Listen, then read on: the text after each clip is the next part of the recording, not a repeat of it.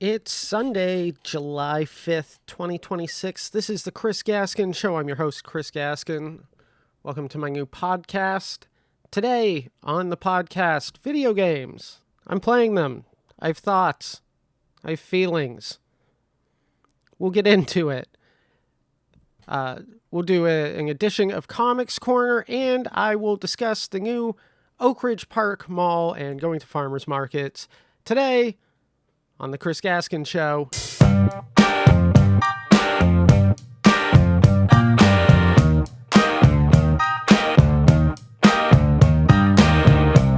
Okay, it's interesting coming back to doing a podcast. I've been doing a podcast in probably almost 2 years now. Used to do one with my roommate, Ryan LaChance, who's an absolutely hilarious comedian. And now I'm going to do a solo one. I'm going to try and have guests on every once in a while just to break all of the mundaneness of just hearing myself. For the listeners, wherever you are, I was going to say at home, but it's like I listen to most podcasts when I'm like on the bus heading to my day job, So wherever you are, I would say these episodes are going to vary in length. I'm not going to have a standard length that I'm shooting for. I'm basically going to have thoughts every week that I'm going to want to get out. I'm not even going to edit that out. I'm going to try and make it fun. I'm going to talk about things that I'm into. A lot of the times, video games, wrestling are two things that I'm very much into that I'm sure I'm going to cover a lot in this podcast. Let me take a sip of my coffee. I don't have a sponsor. I get my coffee from a local brewer called Agro Coffee. This is their light blend, which they do seasonally. It's quite good. I actually drink it black because it's a light. I don't know why I said light blend. It's a light roast.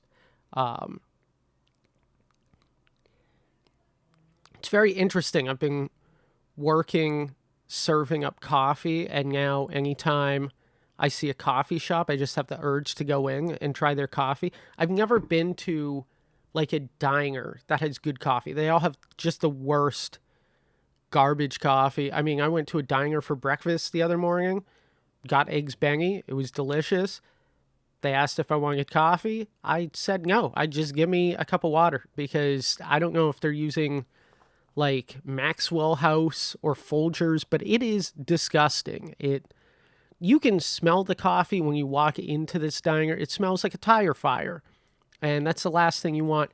Anyways, this Agro, I believe it's called Roaster's Choice, is the blend. If you have the means, pick up a bag of this, give it a try out. I'm making it in a single-serving mocha pot, which is a lot of fun. And I'm already getting off topic. The point that I was trying to make, these episodes, they're going to be piecemeal. I'm going to try and do them once a week. That's my new goal. I'm also going to use them to promote shows. For example, this week, this Friday at Little Mountain Gallery, I will be there. It's Chris Gaskin. One more thing. It's fun that I'm like in the middle of promoting a couple different shows right now, and I genuinely do not like promoting shows. I'm terrible at it. But regardless, it's a $10 show. It's this Friday, July 10th at 7 p.m. These shows at Little Mountain Gallery, they have to be held to 75 minutes. So there's not going to be an opener. There's not going to be a host. It's just going to be me doing 75 minutes. And the whole plan is I'm going to record this 75 for my own viewing, not to post up or for clips or anything like that. I just want to do the full 75 so I can go through it, so I can figure out what I think doesn't fit in the special that I'm planning on shooting I wanted to do it by the end of this year, but realistically, it looks like it's going to be early next year is when I shoot it. So that I'm looking forward to doing that. So this Friday, Little Mountain Gallery, I'm doing 75 minutes. It's a long time for a comedian, and it's a fun time. So let's get into the podcast. As I promised, we're going to talk video games. A lot of video games. I mean, so as I pop the mic, I'm trying not to. I have a lot of feelings about artificial intelligence and where that's going, and data centers and cost, especially when it comes to any sort of memory that computers need, random access memory, or just like long term, like a SSD, solid disk, no, solid. What the hell is SSD, solid state drive? I was thinking hard disk drive for a moment. Those still exist. Probably cheaper to get those, but they are very slow.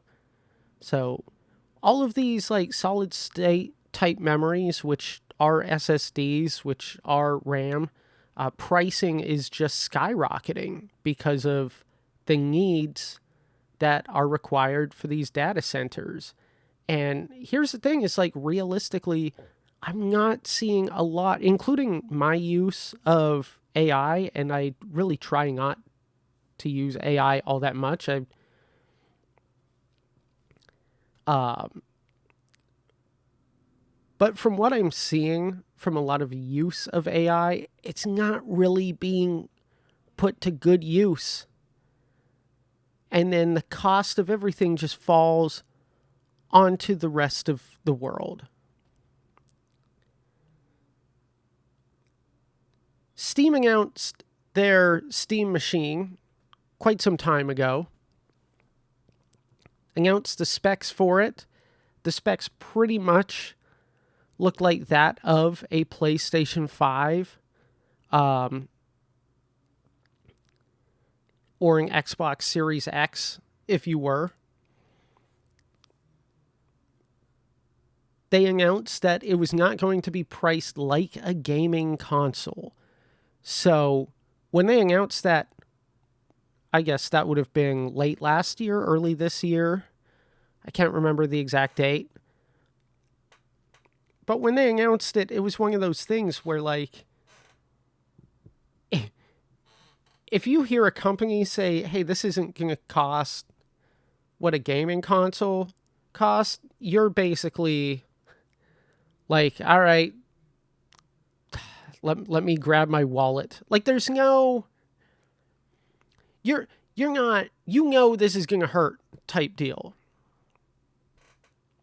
But the RAM prices and the cost of memory in its own have made it way more. I mean, I was expecting this thing to cost, say, $800 Canadian for whatever was going to be their base spec one. I mean, they share the same CPU and memory and GPU configurements, and because of that, basically, it's comparative to a PlayStation 5 or an Xbox Series X, in that they also went and said, like, this thing's going to do 4K at 60 frames per second. And yeah, for older games, sure. But for newer games, there's no way it's going to hit that. They were saying using like FSR, some sort of like super scaling AI nonsense that, like, I've used playing video games on my computer, and I mean, it works, but it's not. I never look at an image of that and go, thank God I'm doing this. I would much rather just have it natively running on my computer. All that said, they announced the Steam machine, and then I would say about 2 weeks ago, or maybe 3 weeks ago, they announced the pricing of the Steam machine. And hold on to your hats, because for, again, what is a computer? It's running SteamOS, which is a distro of Linux based on Arch Linux, which has a desktop mode. It's straight up a computer that you can hook up to your TV that has HDMI CEC, which all that means is it can actually tell your TV, hey, I'm turned on. Maybe you turn on.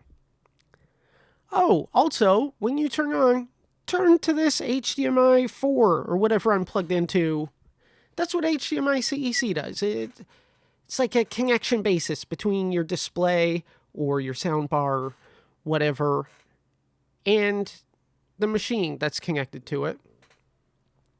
Video game consoles have it, Blu-ray players have it. It's kind of nice being able to turn on my Xbox and it turns on my TV and then just goes to the HDMI thing. That's super nice. That's a great thing. There aren't really computers that have that built in a smart way. So, and apparently Valve had to build that from the ground up. And that's basically the only really special thing about this product, that if you buy the base version, which doesn't even come with a controller, and we'll talk about that controller in a little bit here, doesn't come with the controller.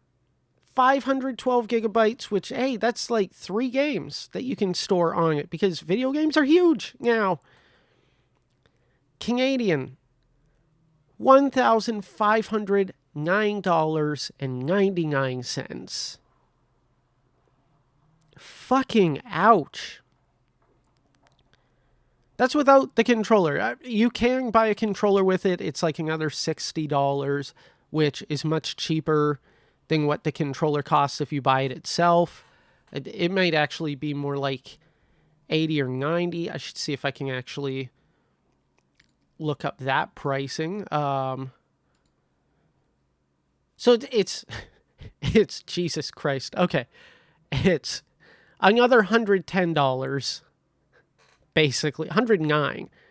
So looking at the Steam website, 512 gigabyte, $1,509. Semi-custom AMD Zen 4, 6-core, 12 threads, RDNA 3, 28 compute units, 16 gigabytes DDR5, plus 8 gigabytes DDR6 VRAM.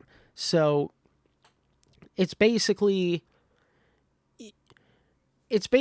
an RDNA 3 graphics card with 28 compute units, which is not a lot, with 8 gigs of DDR6 VRAM, which is also not a lot. Okay. 512 gigabytes of storage for $1,509. If you get a controller with it, it's $1,628 Canadian. That's a lot. That's a lot for a computer in general. I mean, theoretically, you could build something for that price. It's not going to have HDMI CEC. It probably won't have Steam OS 3, but you could put something like Bazite on it, which is essentially, it's not the same thing, but it's very similar, okay? And have more storage for the same price. And granted, you probably won't have a Steam controller with it. The Steam controller is going to cost $150 Canadian if you buy it on its own. Right? So, I mean, $150 or $119, you're saving $30 on the controller if you buy the console with the controller. The higher end tier is a 2 gigabyte, gigabyte, that's not a lot of space anymore, 2 terabyte storage version, which is $1,919 Canadian. And again, add another $119 for the controller. $2,000 for what is, at this point, a mid-range computer at best. Want to run ray tracing on it? No, you don't. No, you don't. You can, sort of, but not at speeds that are super playable. I mean, determining what's playable. Grand Theft Auto 6 is coming out later this year. It's going to come out with 2 modes, is what they're saying. It's going to come out with like a performance mode and a quality mode, and the quality mode is 30 frames per second. And it's definitely playing something at 60 frames per second looks a lot more appealing on the eyes if whatever you're playing it on can handle that. But in order for them to take a game like that from 30, which is like the ideal visual experience, and bump it up to 60, they're going to take a lot of hits. They'll be turning off certain types of lighting. They'll be, textures will not be as good. Shadows will definitely not be as good. They'll probably use different types of like reflection technologies. Possibly they'll be using some sort of like scaling for it. Again, like FSR or whatever. Probably FSR, given the fact that pretty much all of these consoles that are not Nintendo at the time are using AMD chips. So it'll be FSR, most likely. I mean, just the pricing of video games is going higher anyways. Like, I'm not going to buy a Steam machine. Just the cost alone, I'm priced out of that thing. I can't justify it. I bought a Steam Deck before they announced the OLED Steam Deck. So this was 2021, maybe, before they announced the OLED. So I've got the LCD one. I think I got mine something like, okay, it had a 64 gigabyte card on the inside, and it was basically just to run Steam OS. You could buy a micro SD card and run games off of that, which I've run games off of a micro SD card. It's okay for the most part, but what I do and what I've done is I cracked that bad boy open and I bought a smaller 1 terabyte SSD card, and I put SteamOS, the recovery system, onto that thing. Now I've got a 1 terabyte card on the inside, and it was probably about $200 or $300 cheaper thing had I bought the one that was 1 terabyte. I'm sure I got that thing for, if not 500, under 500. Now the Steam Deck 500 gigabyte OLED, 512 to be exact, is $1,129 Canadian. $1,350 if you want 1 terabyte. And, hearing that they announced the OLED one, and the fact that I actually, a lot of times put my Steam Deck on my nightstand and will watch like a movie or a TV show before I go to bed on that. Having OLED would have been great. I mean, the LCD's fine. It looks good. I'm not really complaining about it, but man, those like inky blacks that an OLED has would definitely be a bit better. But again, these are prices that are pricing out a lot of people. The wealth divide in the Western world is it's frankly disgusting. And I don't know how an industry such as the video game industry is going to continue on the path that it's on when everyone who is definitely interested is just getting priced out.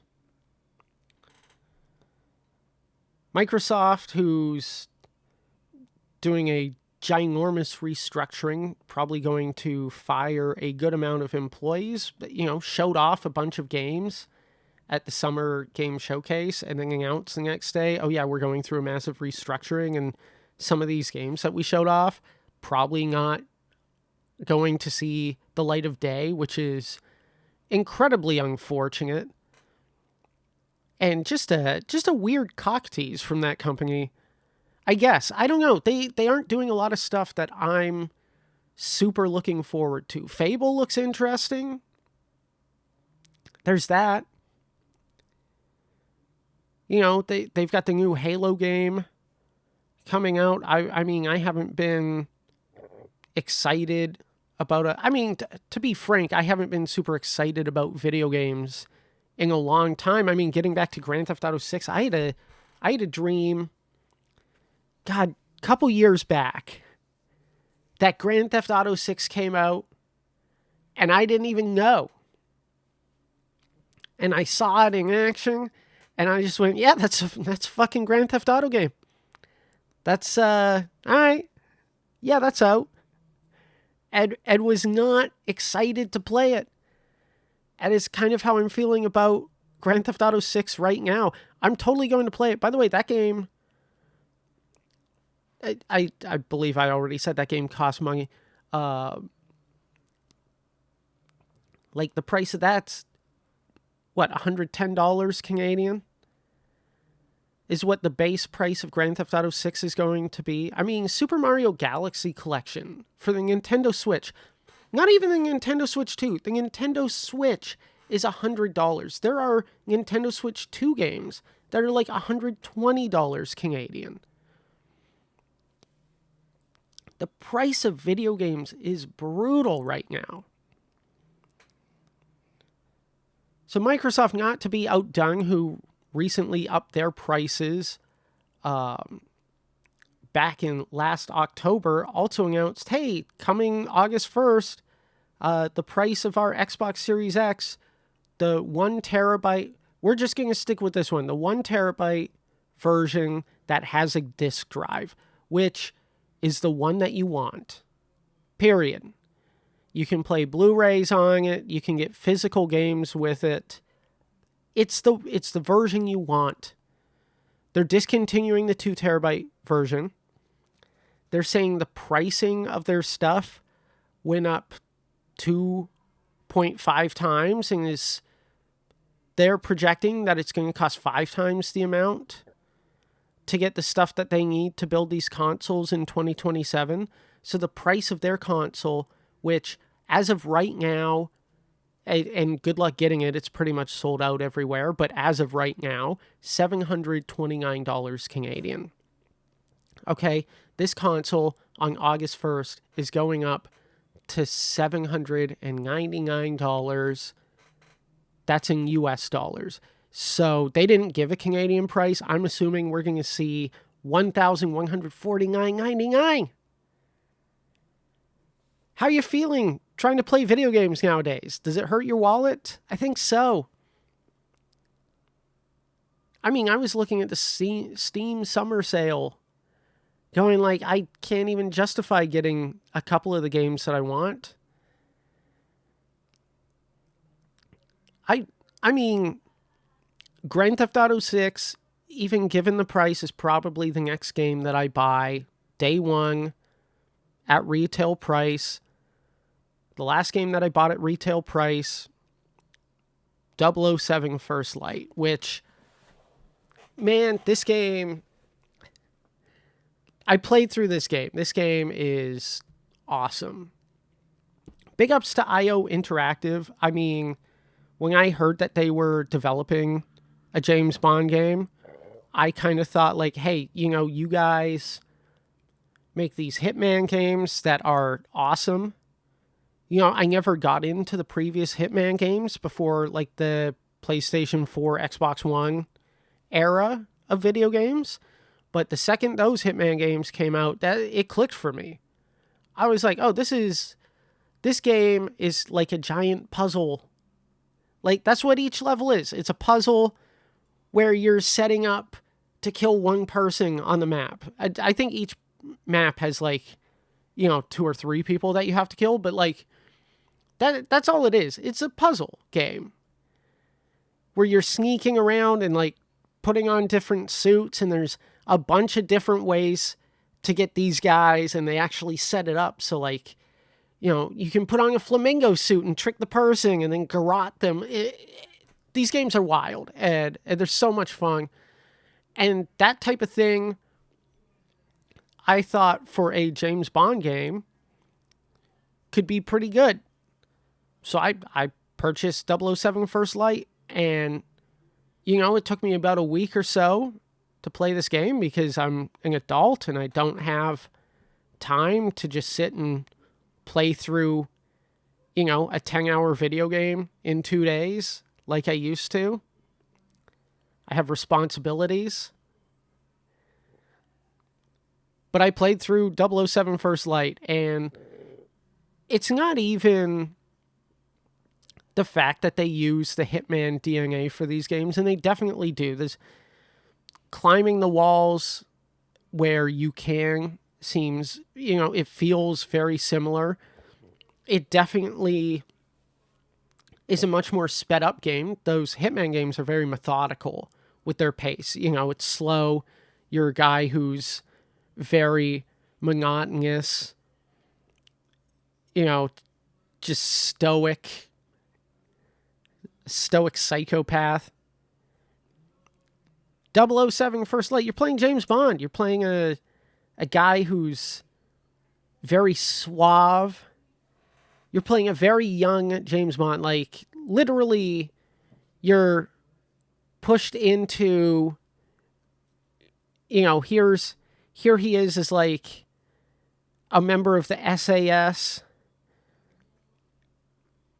He's put into the situation, decides to save a bunch of people, and that's how he gets recruited to MI6. And then you're Bond at MI6. You're going through his training, so they put you behind the wheel of a car. There's like vehicle stuff in this game that, feels okay. It feels how it should feel for an action game. And they don't spend a lot of time with it because clearly it's almost like IO Interactive knew, like, hey, this isn't going to feel great.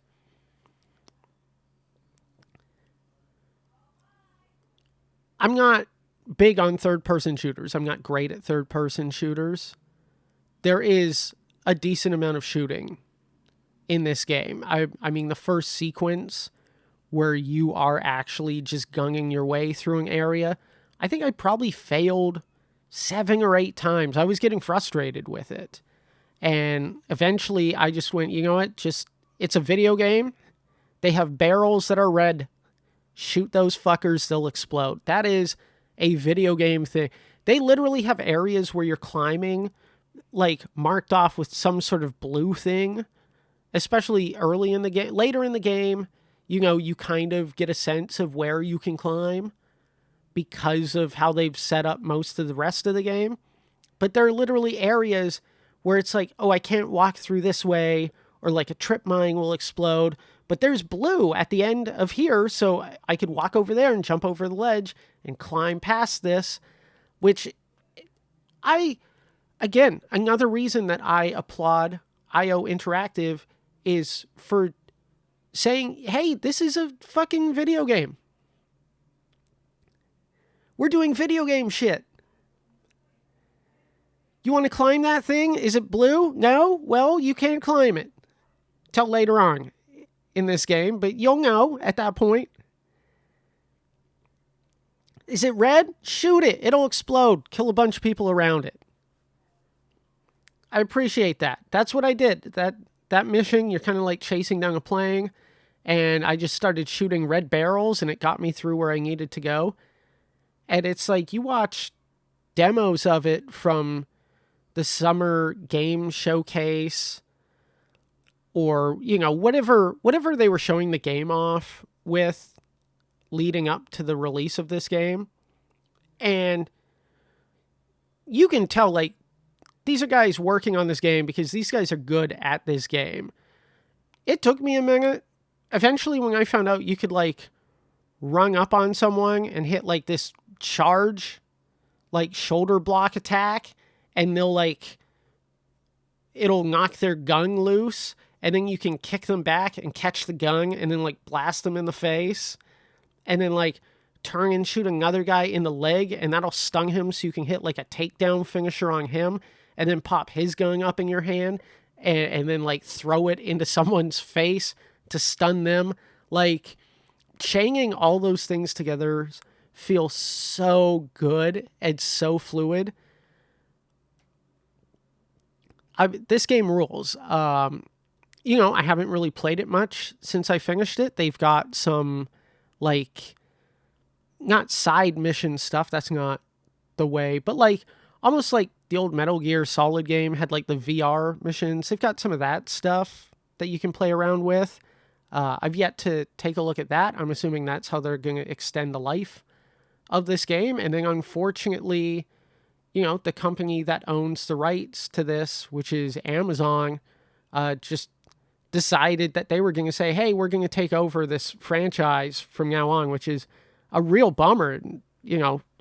I guess at the very worst, this team can make Hitman 4 for whatever the next series of Xbox and PlayStation game consoles are. And you can buy that game for $160 and spend, 3 months rent on the next version of game consoles. So I played half of this game on my Steam Deck. I played about half of it on my PC. When I was playing on my PC, I was mostly playing with an Xbox controller or a PlayStation 5 controller. Playing it with the PS5 controller was interesting in how they utilize like the triggers. That's still like a wild thing to me, is those adaptive triggers where like it's harder to squeeze if you want to pull a trigger, for example, than like if it's unplugged. And then so at that point, I had ordered a Steam controller, put my name on the wait list at least, got my email, hey, do you still want to buy this? I was like, yes, I want to buy it because I would love to play other types of games that I don't necessarily want to use a mouse and keyboard with, but, games that like some like Kerbal Space Program type deal, or anything where you need a mouse. I'm definitely going to play Faster Than Light with this thing. I'm terrible at that game, but I want to see what it's like to just be able to like, I'm going to press A and it'll pause the game, and I'll have like 1, 2, and 3 up on like these things, and I can use the trackpad on the right as my mouse to like move along and select different things to keep this game going. Because it's like I can play it with a mouse and keyboard, that's fine. There are some games that I've had issues using it with. For example, for some reason it won't work with Saints Row 3. I've tried using it with the base game. I've tried using it with the remastered edition. It just doesn't recognize the controller. So it's like, I wanted to try and do it using the trackpads for aiming rather than the mouse. I want to see if I could like actually make that work. Because if so, that's, how I might move forward playing a lot of video games on PC with this thing. It's ergonomically, I think it's okay. I don't think it's great. It's very interesting because a lot of the reviews on the Steam controller that I've like heard and seeing, some of them complain about the quality of plastic, but it's like if you have a Steam Deck, that's the plastic that they're using. It's kind of an intentional thing. So it's like, it basically feels like a Steam Deck without the screen in between, which I kind of always wanted that controller.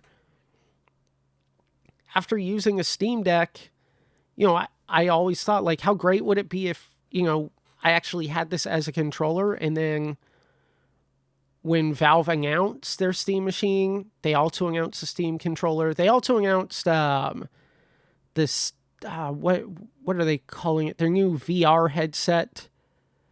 It's like it's the Steam something. The Steam Frame.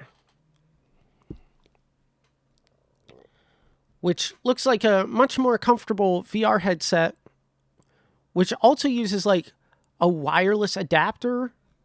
So like, I want to buy one of those, but goddamn if that's not going to be too expensive as well. So I probably won't buy a Steam frame anytime soon. We'll see what their pricing is. I imagine it's going to be at least $1,000. And, I don't want to necessarily jump in on a Meta Quest at this point. I'd have to plug that into my PC. And I mean, not like my gaming PC is definitely mid-range at best. Just in the graphics card, I've got a decent CPU, but the graphics card alone kind of brings it to a point. And I feel like I need to replace my PSU because anytime I was playing 007 First Light, I had to like turn the power consumption down on my graphics card because the computer would just crash out after like 30 minutes. So that sucked. But yeah, the Steam controller is very interesting. The haptics on the trackpad, especially how it's got sort of like a haptic rumble built in, that when you have it turned off and when you click on it, you feel a click. Like if you're using it as a mouse, you click on it, it'd be like the left mouse button, I guess, for most people. Whatever's on your index finger, your left one, right? That's okay. It'd be like clicking down a mouse. You feel it click down, and then when this thing's not powered, you realize that you're not clicking down on anything. It's super... It's almost mind-boggling how that works. It's an interesting controller. Like I said, I feel like the D-pad and the buttons are a little higher up than I would like them to be. Granted, I'm not using a lot of games that require a D-pad at this moment. The trigger and the bumper feels a bit smushy, but I think it feels fine generally. The rear buttons feel good. I mean, this is a problem with like the Xbox Elite controller is half the time I have to take off the little paddle things because I will accidentally hit them.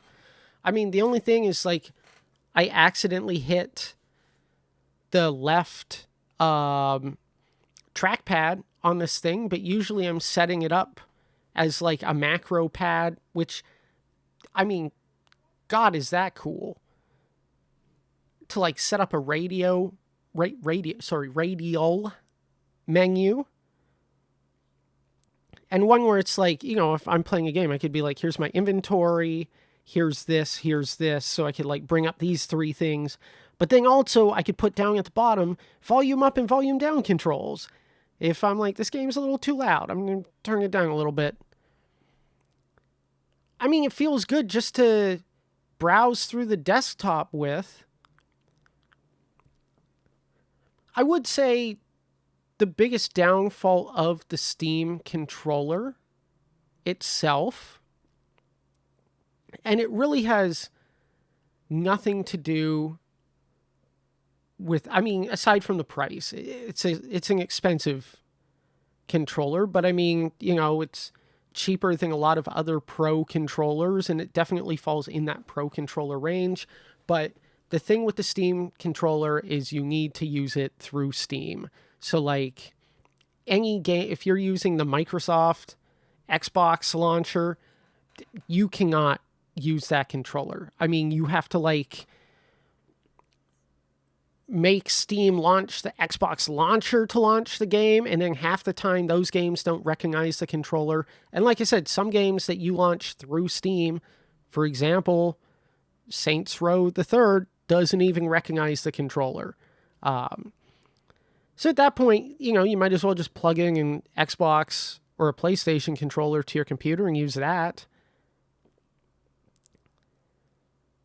But I think for the most part, I'm genuinely enjoying using this controller, and I'm glad I picked it up. I'm glad I picked up 007 First Light, and my wallet is let's say I'm just gonna save like $30 a month for the next couple months, just so I can pay for Grand Theft Auto 6. And when it comes time to talk about that game, I'll talk about that game because I'll sure that I will have feelings. There was one last thing that I wanted to talk about before I'm going to take a brief break, and then I will come right back and we'll move on. Is that I saw this post on Reddit that was what is the I wish I had it pulled up because I don't know who posted it, and I'd like to give them, attribute them for posting this, but they basically just framed the question like, what is the 10 out of 10 game that you didn't enjoy at all? And I wanted to discuss that and discuss my feelings on what I thought was a 10 out of 10 game that I played, and I bounced off of. I mean, I've tried playing it a couple times, and I can't even make it past halfway through because I just get bored, which is Red Dead Redemption 2. It's part of the reason why earlier in this podcast, I basically said, like, I am looking forward to Grand Theft Auto 6, but I'm not really looking forward to Grand Theft Auto 6. It looks like it's going to be a good game. It looks like it'll be fun. I feel like I'm going to have more fun with Grand Theft Auto than I did Red Dead Redemption. I felt Red Dead Redemption was too slow. I mean, here's the thing, is I don't think it's a fair question. Because to say, what is the 10 out of 10 game that you didn't enjoy at all, why would you even call it a 10 out of 10 game? I wouldn't call it a 10 out of 10 game. Not if I didn't enjoy it at all. I did get some enjoyment out of playing Red Dead Redemption 2. Just eventually, the monotonous pace, it wore me down. All the times that I've played it, it just wore me down to a point where, eventually I was like, why the fuck am I playing this? I'm not even having fun. And I've had people tell me, like, Gaskin, you got to finish this game. The story's incredible. Well, that may be the case. I guess it is. But also, I don't know. And I feel like I'm never going to know. I might try to give that game. Maybe I'll try it on my Steam controller. And I'll feel different. But I fucking doubt it. Let's take a brief break, and we'll be back with Comics Corner, and we will discuss a couple outings that I had. I'll be right back.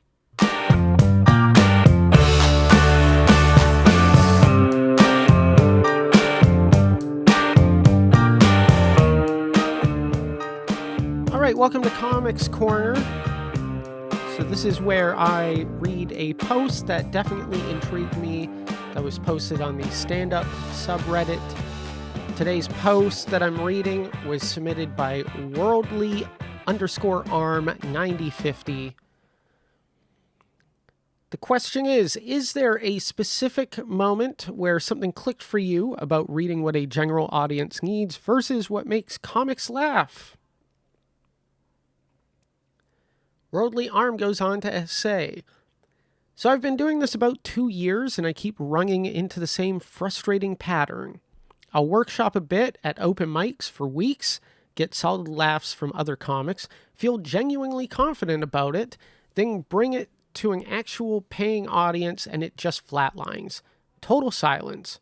Maybe a polite chuckle from someone in the front row who feels bad for me. I know the obvious answer is that open mic crowds are mostly other comedians who appreciate the craft and construction of a joke differently than a civilian audience. But side note, just from me, referring to them as a civilian audience is hilarious. All right, back to the post at hand. But knowing that doesn't make it easier to figure out which bits are actually ready versus which ones only work in that room. I've started recording every set and comparing the energy, but I'm still struggling to identify the specific thing that makes a bit translate or not. Sometimes it feels like a timing issue, sometimes a premise just needs a stronger or more universal anchor point. Okay. This is an interesting thing because realistically there's going to be a lot of feedback in this that has to do with comics having darker senses of humor than regular audiences, and I would say there is a little bit of truth to that. I would say more the truth is I wouldn't even say that comics, where was it? What did this guy say? He said the obvious answer is most open mic crowds are comedians who appreciate the craft and construction of a joke differently than a civilian audience. Differently being the key word there. I mean, I know some comedians who definitely enjoy the craft and construction of a piece of material. I don't even want to say a joke because to me it's like a piece of material can be 5-6 minutes. A joke is just, hey, whatever that punchline is a joke. And sometimes, it takes 3-4 jokes before you're actually crafting anything. But I digress. The point of view that it's mostly comics in an open mic isn't just the fact that comics have a darker sense of humor.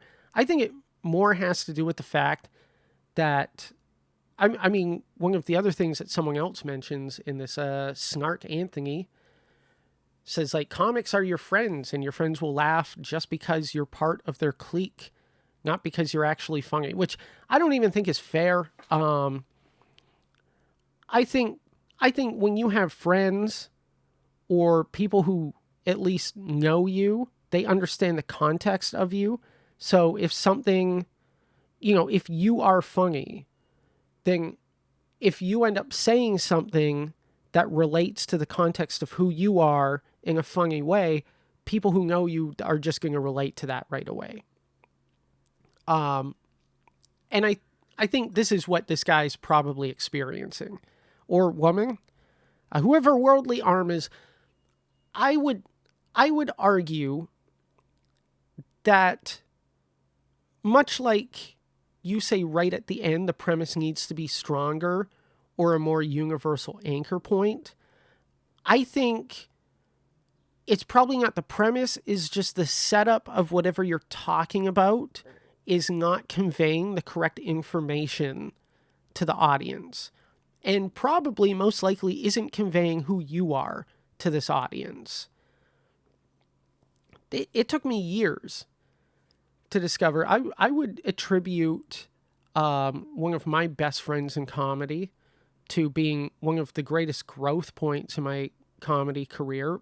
His name's Brian Major, and he can be very funny.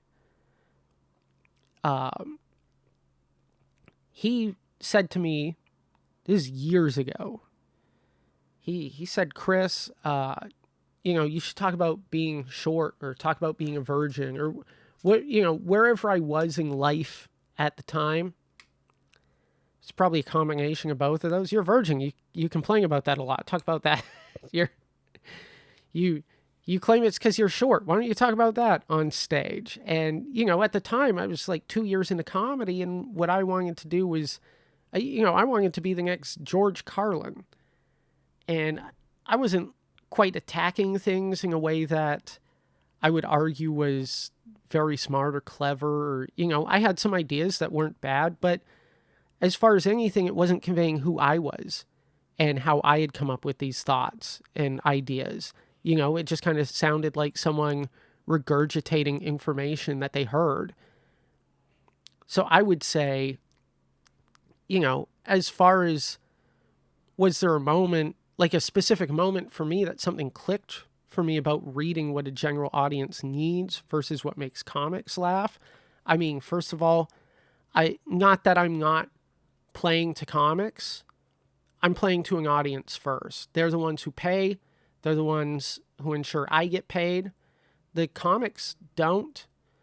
All those comics, they might be laughing at things that you're saying, but like, what use is it if they aren't paying for tickets?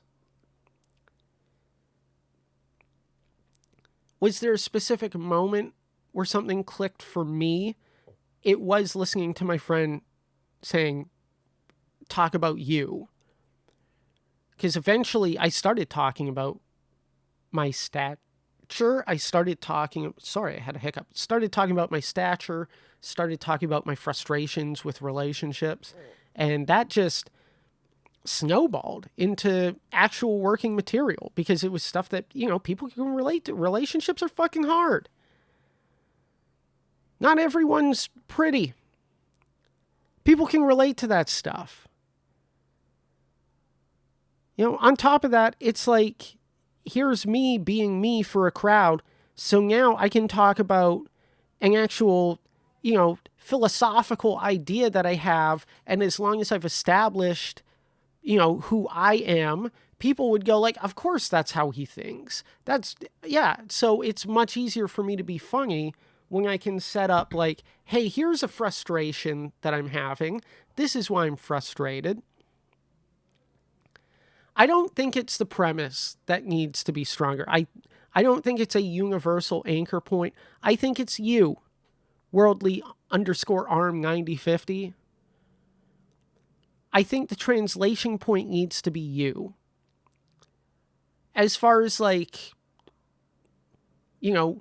what a general audience needs versus what makes comics laugh, I also think that you need to use open mics as they are. You need to use them basically as a rehearsal space for you to figure out how you're going to say something rather than aiming to make other comedians laugh. I mean, of course you want the laughter. That's the whole goal of being a comedian, is getting that laughter. But when you're just in front of other comics, your goal should change slightly. Your goal should be, okay, can I get their attention? And really, am I saying this in a way that I want to convey this to other people? That's it for this week's Comics Corner. So I'm gonna talk about this quickly and then wrap this podcast up because it's been longer than I thought it would be.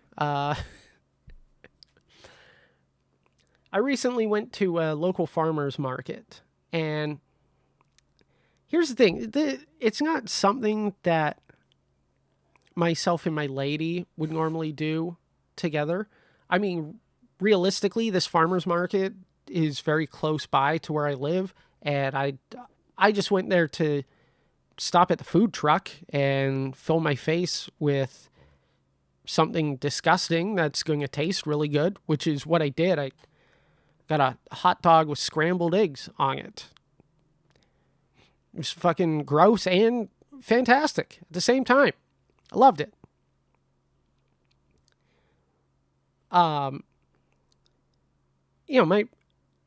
There's so many people there that it can end up being overwhelming. Not just to like my lady, but also to myself. I feel like, they get a bit overwhelmed when there's lots of people. And I totally understand why. I'm not judging by any stretch of the imagination. I also get to a point where I'm not overwhelmed. I'm just frustrated when there's that many people. Because it's not the fact that there's that many people that bothers me. It's the fact that everyone just meanders like they're fucking zombies. Like, do you not have things to do? I mean, clearly no, if you're just browsing a farmer's market with no actual, object at hand.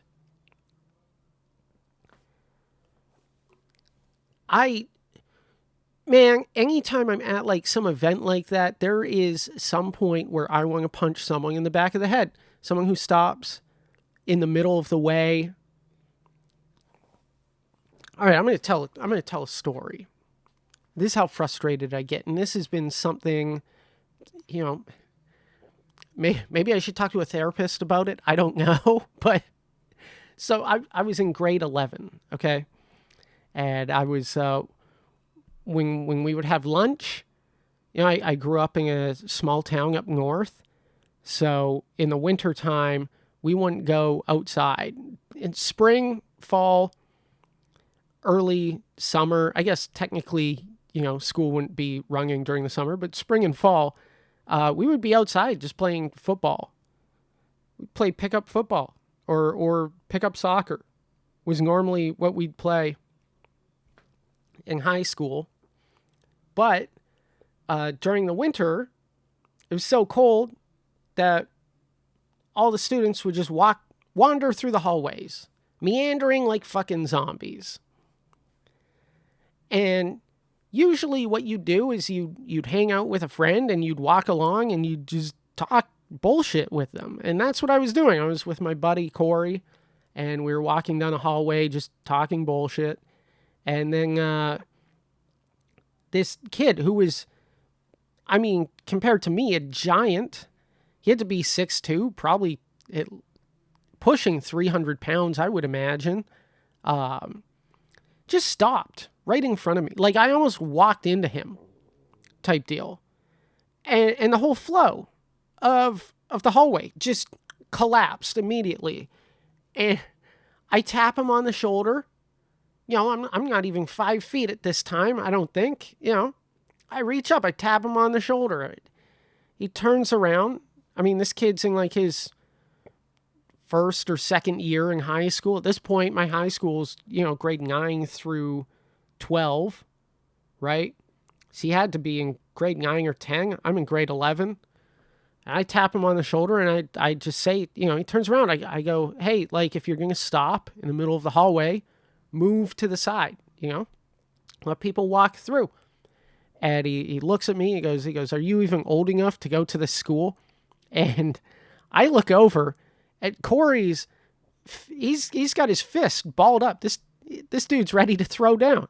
And I put my arm in between like his arm and his back at that point, because he's like rearing back, you know? And I say to him, I go, hey, like I'm giving you a warning, okay? But next time, move to the side. And this kid scoffs at me. Oh, you're giving him a warning. Corey and I start walking. Corey's like, why didn't you let me punch him? I'm like, because you're going to get thrown out of school for that. Like, no. Like, dude, fuck him. Like, he'll get what's coming to him. I'm sure of it. You know, I provided a warning. That was very kind of me. But we're not going to fight in the middle of the hallway. That's craziness. As we're walking down the hallway, Corey was dating this girl at this time, and he saw her they had like lockers right next to each other. Corey goes, hey, my girlfriend's at the locker. I'm going to go talk with her. And I'm like, all right, cool, man. So I just go like, I'm going to veer off and I'll circle around and I'll hit you back up. And he's like, sounds good. So I continue on the loop and I'm walking back down and I turn back down and who do I end up behind again? Is this fucking big oaf. So we round the corner, start walking up the same hallway that we were in, and this kid fucking stops again. And I'm in high school. I mean, high school is practically Lord of the Flies. You know, as long as you're not actually hurting someone, you're going to get away with more shit than you think. You know, the actual world, the adult world, that's more psychological warfare shit that you got to pull. This was a move that I pulled that was physical and psychological in a way that to this day, I'm sort of proud of. He stops again full on stop. I almost walk into him. So I put my arm up on his shoulder and turn him. I put my other arm in the middle of his chest and I just slam him into the locker. Because I know that the locker has give, so it's not going to hurt him. He's not going to, be physically hurt, but that locker is also going to create a loud fucking bang, and that will scare the shit out of him. And dude, did it do exactly that. That locker made a crash noise, and the fear in his face. And again, he's 6'2". I'm not even 5 feet. I'm 4'11" maybe. I might be 5 feet at this point. I don't know. I feel like I grew a couple extra inches after my open heart surgery after high school. But like, man, and granted, I did shove him in hard, but again, not hard enough to hurt, but hard enough to make a loud noise. And all of a sudden, he's just like, I'm really sorry. And I go, hey, I gave you a warning. I warned you. I told you, don't stop in the middle of the hallway. Next time, it'll be way worse. And he's like, I'm really sorry. And then I look, and he's stopped with a bunch of other kids his age, and they just part like the Red Sea, like I'm Moses. It was awesome. And I walk through them, and I walk down the hallway, and I see one of my homeroom teachers running down the hallway, Mr. Whitmire, who I think has since passed. And I'm like, hey, Mr. Dub. And he goes, Gaskin. And I go, what's up? And he's like, something's going on. And I go, let me know. The balls on me as a kid. God, I wish I still had balls like that sometimes, because that's fucking wild. Tell me when you know. I walk up the hallway. Corey's standing alone, looking down the hallway. Like there's a commotion. What's going on? Yeah, that look where like someone's trying to like look past a bunch of people. That's what he was doing. Okay. And I walk up, I go, yo, what's up? And he goes, yo, what happened back there? And I look at Corey, I go, what happened? The fucking kid stopped in front of me again. That's what happened. And Corey's like, what? Oh, and I go, what do you mean what? What are you doing? He goes, well, we got to go. We got to go fight him. I go, what do you mean fight him? He goes, he hurt you? I go, no. He goes, what happened? I go, I shoved him into a locker. He's like, inside a locker? I'm like, is that fucking fat fuck going to fit inside a locker? No, he's not going to fit inside a locker. I'm not trying to shame. I'm just saying he was a big dude. I slammed him into the lockers, not inside, is what I'm trying to convey to my buddy Corey. So I shoved him into the locker. It created a loud noise. He goes, really? I go, yeah. He goes, what'd he do? I go, he apologized, and then all his friends parted like it was the Red Sea, and I just started laughing. And then about a month later, I'm in homeroom. We only had homeroom like 3-4 times in a year. I'm in homeroom. The bell rings. We're all leaving. And Whitmire's standing at the door. He goes, Gaskin, stay back a sec. Yeah, what's up? And he pulls me back into the room. He goes, remember a month ago when there was the commotion in the hallway and you told me to let you know when you figure it out? And I kind of sheepishly was just like, yeah. And he looks at me and he goes, we installed cameras in the hallway, right? And I go, uh-huh. And he goes, well, we saw what happened. He goes, and I go, am I in trouble? And Mr. Whitmire goes, no, Chris, you're not in trouble. He goes, in fact, that was one of the funniest things we've seen. Dude, he goes, we had to watch it probably about 7 times because we were laughing. He goes, but really what it was is it wasn't that. They saw what had happened beforehand when you like tapped on his shoulder and said something. I go, did you talk to him about what happened? He goes, we didn't feel it was necessary. He goes, but, you told me to let you know when we figured it out. We figured it out. And I was like, can I go to math? Because I'm going to be late. And he's like, yeah, go. So like these frustrations about being stuck behind people walking slowly is not something new in my life. This is something that's been, existed for 25 years plus, at least. Funny enough, 2 years after that, I was out of high school. My brother was starting grade 9 at the time. So he never got to be in high school while I was there because we had a middle school. Like when I started in that high school, it was 8 through 12. Then it became 9 through 12. So by the time he was in grade 9, I had graduated. And literally, I would say about 2 months in, he comes home and he's like, Schwader pushed me into a locker. And I asked inside the locker, like, don't ever get inside the locker, dude. Like, don't do that. And he goes, no, just into a locker. I go, well, shit, man, what do you want me to do about it? Like, he goes, I don't know. And I go, well, why are you telling me this? And my brother goes, because after he pushed me into the locker and I said, why did you do that? He said, ask your older brother. So I had to tell him the story about shoving this other dude into a locker and why.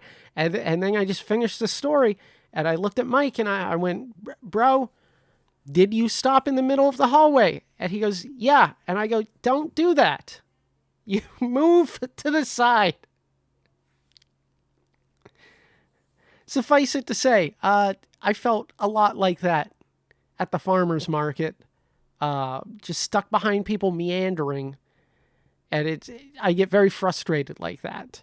So I don't like large crowds specifically because there's a Fran Lebowitz documentary called Pretend It's a City. And the name of it is based off of something she says in the first episode where she talks about being frustrated walking the streets of New York because people are just looking up like fucking tourists and getting in the way. And she always wants to say to people, hey, pretend you're in a city. Like there's other people with shit to do. Move aside. So I can relate to that so much. I went to the farmer's market. I got a hot dog. It was gross and great at the same time. One of the other things is here in Vancouver, they recently reopened and the renamed and rechristened Oak Ridge Park Mall, which is a mall that I feel like has been closed for close to a decade at this point, while they've been rebuilding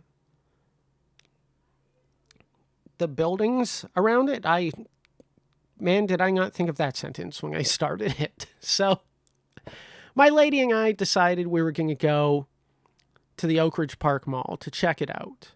We were going to originally go opening weekend and then decided it's going to be too people-y. She was going to get overwhelmed. I was going to get frustrated. Let's not go then. So we put it off for a couple weeks.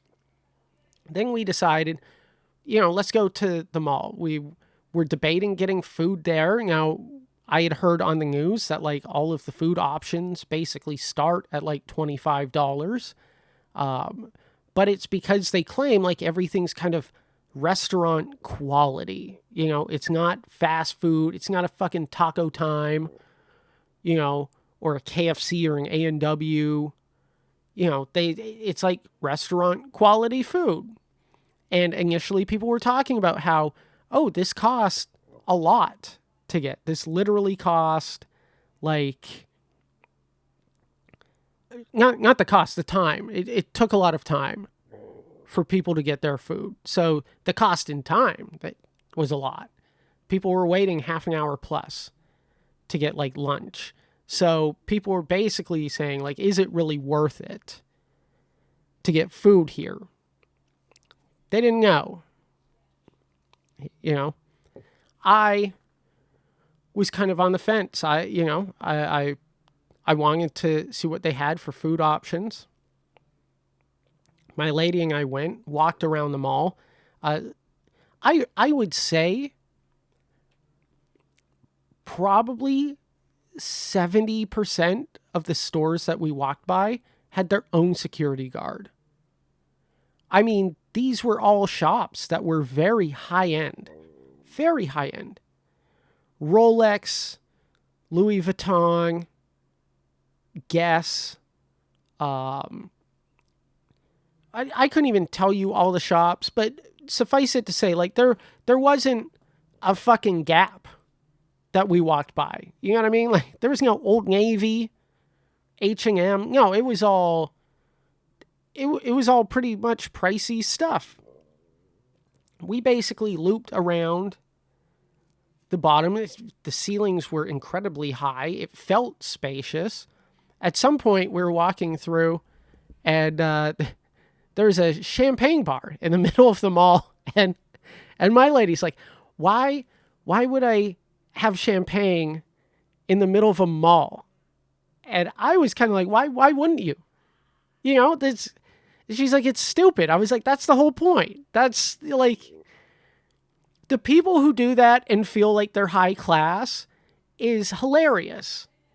Because, yeah, being in a mall drinking champagne, that's not high end. That's, you know, that is trash. It's classy trash. And I want to do it ironically. She doesn't want to do it. I want to do it ironically. You know, as like, that's an experience that we did that we're never going to do again type deal. I think it could be fun. She doesn't think so. That's fair. We're probably never going to actually do it. But yeah, having a champagne bar in the middle of a mall is fucking stupid.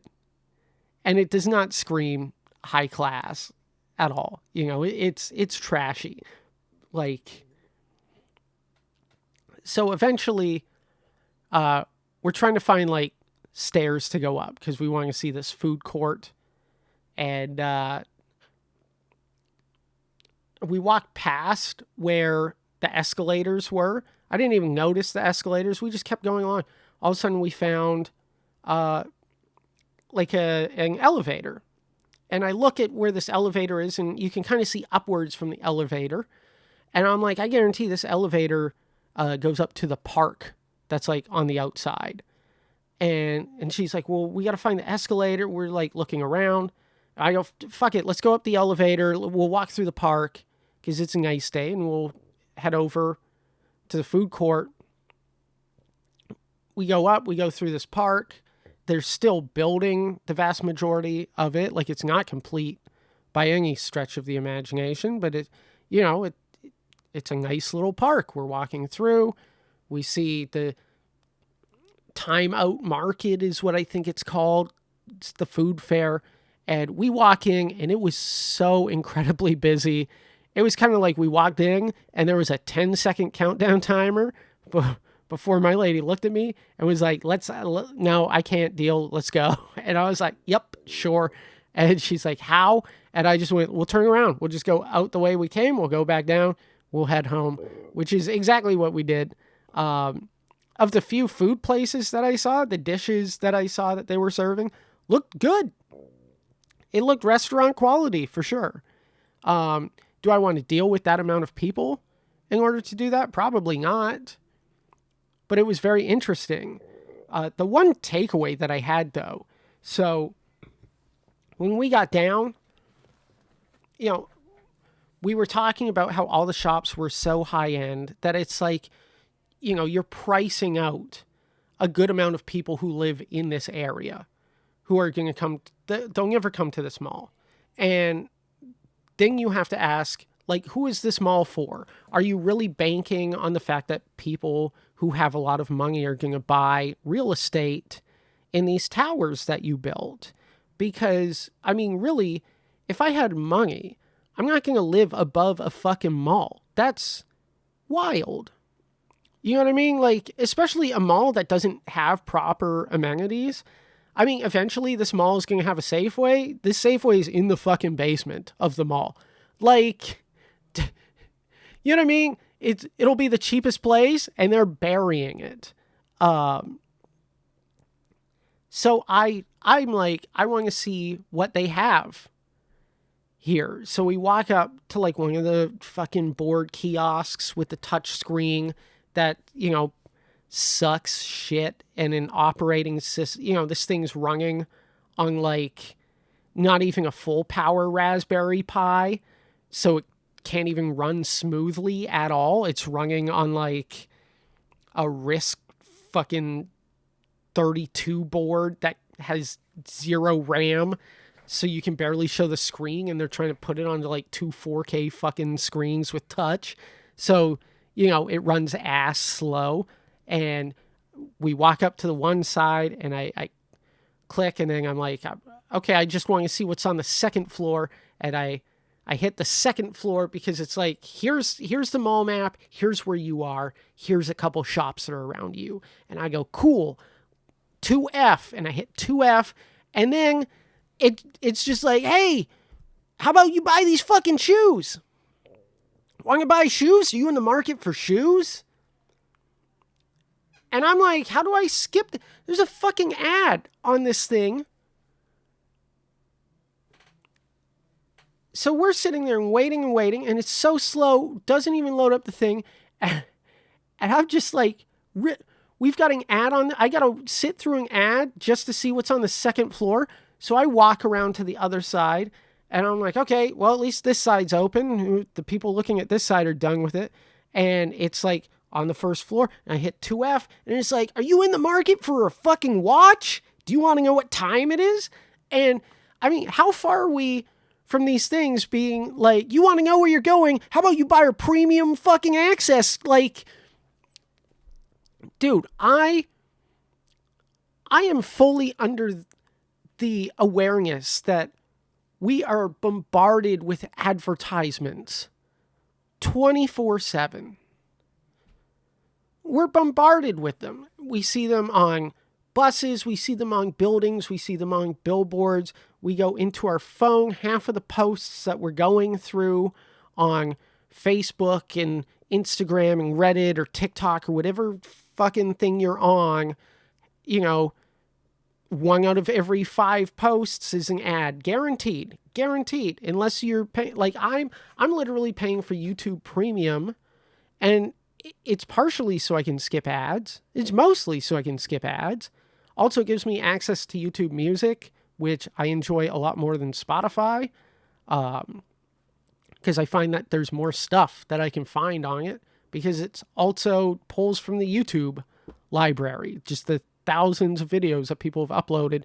So anything that I'm like, hey, I want to listen to this song that's on an album that I can't find on Spotify, odds are someone has probably uploaded it onto YouTube. So you can find it through YouTube Music. Like, that's pretty rad, you know? But like, if I want to find a shop that I'm going to, I don't want to watch a fucking advertisement. And my lady said something to me which was fair. They got to pay for this mall somehow. You know what I mean? Like, we both think that within 5 years, there will not be a lot of high-end shops in that mall. We think some will survive, sure. But we think it'll be more of a mixture. And I certainly hope so. But, God damn, seriously, if you're putting advertisements on a map in a mall, you are a piece of shit.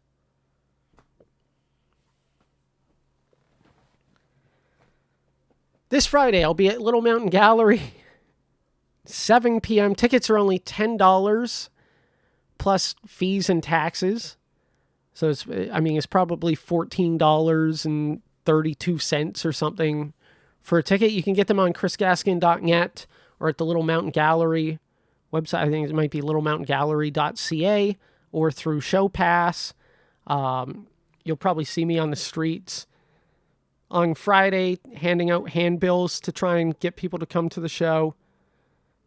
I think I made a mistake booking it during World Cup, but I honestly, I just want to run through my time and do my show and try and have fun, and not worry about losing a bunch of money. I mean, this show's going to cost me some money, but at the end of the day, it's, I can make money.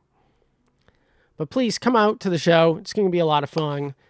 Again, this Friday, July 10th, Little Mountain Gallery, 7 p.m. Chris Gaskin, One More Thing. It's just me, 75 minutes. All this material, stuff that works. I just got to figure out what I want to keep for my special, and if there's anything that people can like tag on or whatever. Because again, I'm always looking to sharpen what I'm doing. Anyways, that's it for this week's episode of the Chris Gaskin Show. If you stuck it through, good for you. I'm happy to have you as a fan. See you next week.